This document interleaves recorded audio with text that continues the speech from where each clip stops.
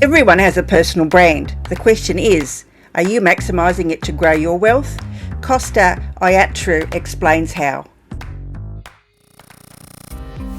Welcome to Get the Lead podcast, where we speak with business owners that can help you get the lead. Hello and welcome to Get the Lead podcast. I'm your host, Rose Davidson from rosedavidson.com. And my guest today is Kosta Iatrou, and he's from Iconic Brands. And we're going to be discussing future-proofing your income. Welcome, Kosta. Thanks so much for joining me today. Pleasure, Rose. Thank you for having me on your podcast. A little bit about Iconic Brands, and you've just started a new venture, so let us know about that one as well. Sure. So back in 2005, we started Iconic Images. I finished as an engineer and project manager. So what do you do next? You start a photography business, and took my hobby into a business. And then whilst we're working as photographers, doing everything for everyone and being generalists and really not being an authority in one area, I discovered working with business owners and about branding. So we focused on branding photography, so branding portraits, branding. It was all about branding. And then from that became how do you build a brand? Well, that was the question I asked. And then I started developing a model back in 2015, which became its own entity. So at the end of last year, we created a second brand, Iconic Brand. So Iconic Images creates photos and videos to help grow your business, where Iconic Brands creates a brand strategy to build the foundations for having an amazing brand. So one dovetails into the other, and it's all about how you position yourself in the mind's eye of your prospect, and so how they see you and how they can connect with you and what you can do for them. So building your brand and future-proofing your income all go hand in hand. Yeah. And brand awareness is so important these days with so much online, and there's so much noise on the internet and social media and all sorts of things, and so It's really important that your brand stands out from all the others. But how can we use our brand to future-proof our income? Well, you see, one thing that some people have learned, it's become obvious to me the last couple of years. We've had the pandemic, and a lot of the stats have come out saying companies and governments are not the ones. People have lost trust. People have put more trust in individuals. Like you said, the federal election we've just had in Australia, we've had the biggest number of independents and Greens come into Parliament, and that's not either Labor or Liberal. It's individuals having their own voice, having built their own brand, having their own perspective, and others rallying around them saying, yes, I like what you're saying. I want you to represent me, and I'm voting for you. And a vote at once every 4 years is a huge a testament to how, what they're saying in their message. So whether you're looking at politics, whether you're looking at yourself, everyone has a brand. Google your name, you will find things or not find things. You need to be findable. You need to be searchable. You need to be able to position yourself as, I'm very good at this area, at least, right? And if you don't do that, then what are you good at? Why should I come to you? I can go to someone else. Finding that point of difference is the thing that's becoming, or the aspect of people's brands are becoming a little bit more challenging. So it's points of differences. It's not a case of, well, I have this degree or qualification. A lot of people can have the same things you have as well. I teach a number of students on the weekend in their professional year course, and they've got a degree, they've got a diploma or engineering degree, whatever it is. It's just not enough. It's only a step. It's only the beginning. You need to show how have you developed yourself further, how have you understand the market and your prospects better, so that you can build bonds. What do you stand for? Your vision and mission, your values, they're all really important, because at the end of the day, we work with other people, not with a business, not a bricks and mortar entity. Your hairdresser that you go to, I guarantee you, if you love your hairdresser, you're going to move when the hairdresser goes to the next suburb or next location, and you're not going to go back to that company because it's the hairdresser. It's the person that gave you the personal experience. They're the ones you connect with. So this is what we need to do. When you build your own personal brand, you start to make connections. Those connections lead to networking opportunities, and that's how you're going to, at a minimum, start to future-proof your income by making sure you take it upon yourself, not waiting on a job, a business, or someone else or some other entity to go and find the business, make the sales, and therefore give you some work to do. How do you make it yourself? How do you get headhunted? How do you have the business that you want, because you're attracting the people that you actually want to work with, not tie kickers, not time wasters, not taking jobs for money, but it's the type of people that really enjoy what you do, and that you love giving back, and you always give more, right? You never just give the standard, you give more, and that you create your tribe. There's enough people in the world so that you can have your own specific niche and really go, an inch wide, a mile deep, and really dig deep into helping that group of people that really need your help. So future-proof your income by becoming a specific person, not a generalist. So we're talking a specialist, an authority, and for that, I created a little 3-part formula, if you'd like me to share. Oh, lovely. Yes, that would be terrific. Thank you. Well, you've all heard of the acronym VIP, so very important person. Well, I like to think of a VIP as visible, interesting, and participate. So if you are, by being visible online and offline, other people in your target market will see. So people generally will see you, but being visible in the groups and the associations that the people you want to help with, so we'll call them your target market, are in, that's what's going to build your presence. So you need to be visible at events, physically at events, turning up, helping out, first one in, last one out. Work with the organizers. They'll help you with connections, networking groups as well. If you're part of them, get involved with them. Like I've got a BNI group I'm involved with. I do the communication management. I help the new business owners with how to do their 45-second pitch. Get in there and be visible in front of others, both online and offline. So when you're online, you're on your social media platforms, and you've got a complete profile. It's complete. It's full of the right information to the right level. You've got your any photographs, any videos, any testimonials, what you do. So it's always got to be complete and up to date. And you also need to be participating, contributing, sharing content. So it's not just I'm there and I'm liking people's stuff. Ask questions, get involved. So number one, be visible online and offline. The second one, be interesting. So when you're participating in these groups, and when you're visible, talk about things that others that may be topical, that they may want to converse about.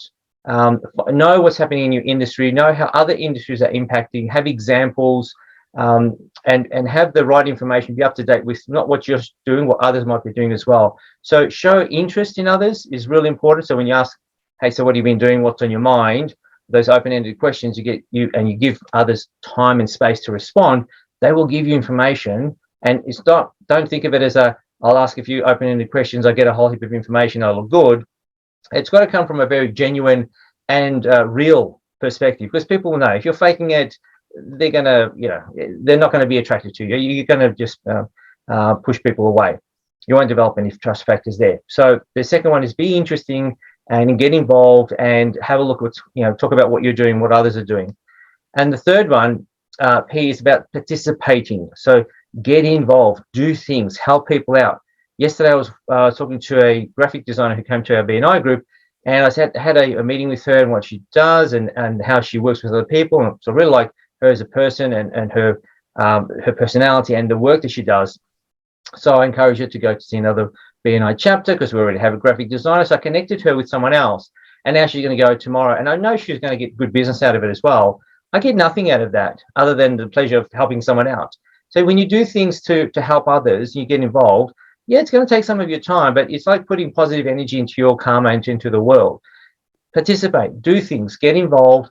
It helps with your visibility. It helps with you being interesting. It helps with connecting with others as well.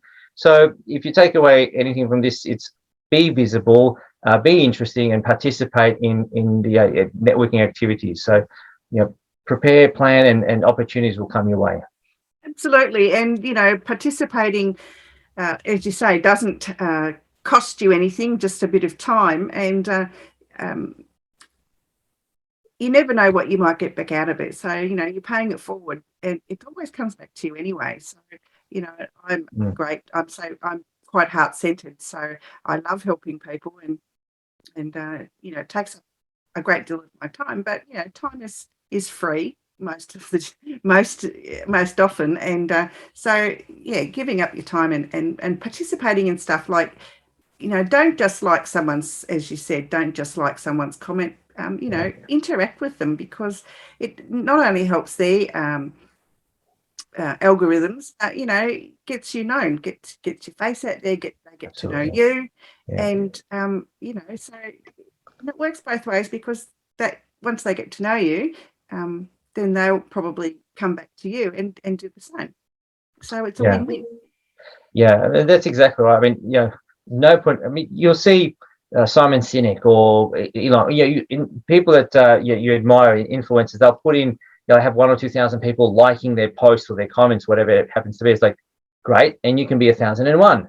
Whoop-de-doo, no one cares. However, if you're one of the people who asks a question, who challenges something that's said in a professional, tactile way, not being rude or trolling, engaging in their comments, like, oh yeah, that was really great. Now ask a question. When you said this, did you include this? It shows that you've read it, you're thinking about it, you're contributing. Others will see you as well. It increases your visibility, because that's another post by you, as opposed to you're not going to come up as one of the 1,000 people that like that post.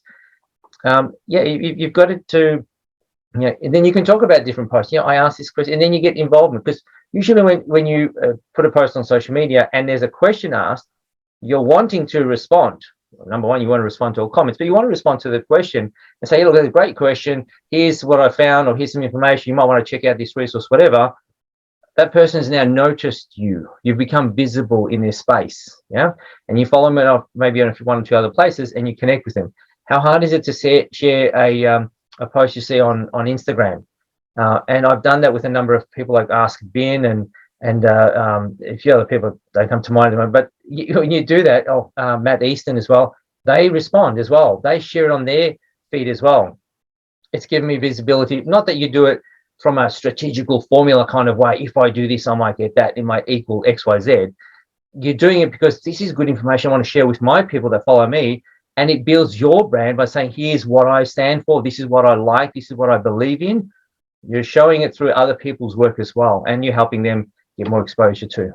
Absolutely correct. And it's a great way to network, to expand your horizons, because you may find some information from somebody else that you didn't know, and then by sharing that with your network, it's something that others can learn. So it's a win-win all around.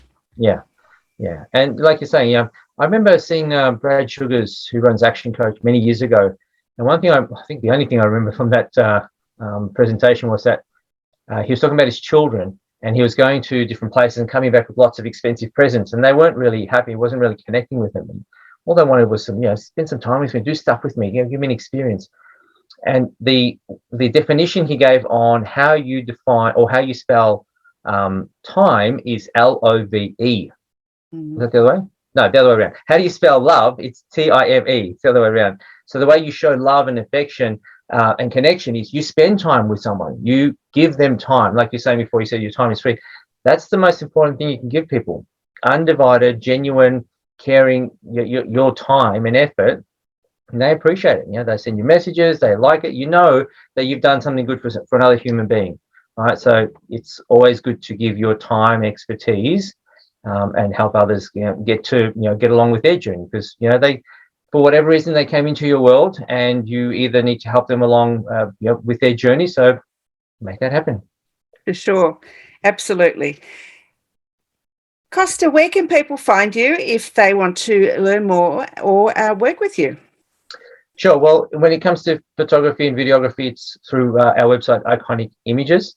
And when it comes to building a brand strategy and, in fact, rebranding, refreshing, creating a new brand, it's on iconicbrands.com. So iconicbrands.com, we've got a couple of scorecards that we ask our clients to do first, or whether it's a personal or business brand. And that way it's our diagnostic tool to help them understand, well, objectively, what's happening with your brand, where are you at, and then from that information, what can we do next? Yeah, good stuff. In closing, wise words, something to share?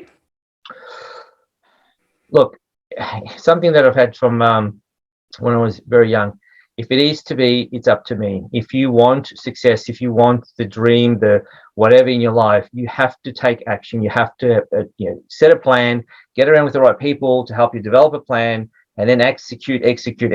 Nothing's going to happen by chance or by fluke. If it is to be, it's up to me. You want it, go make it happen. Absolutely. I totally agree with that. If, you don't get anywhere unless you put effort into it. 100%. Kosta, it's been a pleasure. Thank you so much for joining me today. And I love learning about how I can future-proof my income. You're welcome, Rose. Thank you very much for your time. Thank you for joining us at Get the Lead podcast. We look forward to your company next time, where we help you get the lead.